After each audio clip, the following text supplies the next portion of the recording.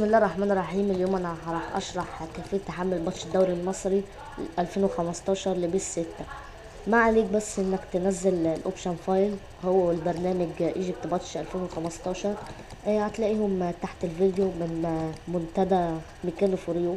ما عليك بس انك تمسك برو دوت اللي هو الاوبشن فايل، تعمل له كات او كوبي وتروح. طبعا انا عامل كل ده بس انا بوريكم. هتروح للكونامي وتفتح الكونامي وتحطه هنا، تعمل له باست او بيست وبس، وتروح فاتح ايجيبشن باتش، تروح فاتح كده، تروح مختار ملف اللعبة. انا حاطه في محمد وجيم بيس اهي، بيس 6. هندوس اوك هنا. طبعا هندوس انستال. هو هيطلب باسورد، باسورد مكانه في ريو بس ايه سمول. يعني بص، هي كده ولا تعملها كابيتال ولا سمول، هي كده ايه تنسخها كده مكانه في ريو وتروح حاططها هنا وتدوس اوك. طبعا انا مش هعمل كده عشان انا مكون اللعيبه ومعدل شويه عشان ما يعدلش كل ده من الاول. انت هتدوس اوك وتدوس انستال بس. لا بعد كده بقى ايه، هيركب لك بقى الباتش، تفتح بقى اللعبه مع. طبعا اهو شكل الباتش ايجيبشن ليجا. وطبعا تعالى نشوف شكل اللعيبه اللي احنا عاملينها. هنجيب ايديت بلاير عشان نشوف يعني بس اشكال اللعيبه. نجيب الاهلي اهو مؤمن زكريا، شكله يعني اشكال 2015 اشكالهم بالظبط. وعمرو جمال اهو شبهه برضو. يعني ما باتش احسن باتش هتلاقيه على النت. وعبد الله السعيد وعماد متعب يعني، ومحمد مالك جده، واحمد زاهر ونيبا بوي، وكله حسام غالي، حسام عاشور. بص يعني حسام عاشور شبهه بالظبط.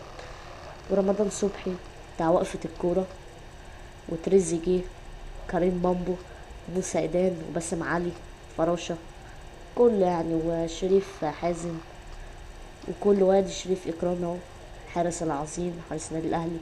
اخش على الزمالك، انا معرفش اسامي لعيبه الزمالك غير اسمه ده باسم مرسي اهو شبهه بالظبط، بس ناقص كانت عينيه خضرا بدل ما كانت عينيه زرقاء. بس كده يعني. هنروح بقى نبدأ الماتش عشان اوريكم ملابس الاهلي والزمالك ويعني الدوري المصري كله. يعني انا هبدأ اهو. هتلاقي الاتحاد المصري لكرة القدم اهو، نفتحه. هتجيب الاهلي، نجيب برضه الدوري المصري، نلعب ضد الزمالك يا اما اي فرقة ام بي اي حاجة. نجيب الزمالك طبعا باللبس بتاعهم شكله عامل ازاي، شكل لبس نضيف، لبس 2015 وكل اللبس. وحارس المرمى برضو. هنفتح الماتش وينفع تعدل خطة، يعني الخطة اللي على مزاجك، اي حاجة، اي تشكيلة وكل حاجة. بسم الله الرحمن الرحيم. الماتش بدأ اهو. طبعا ركزوا على اللبس متركزوش على اللعب.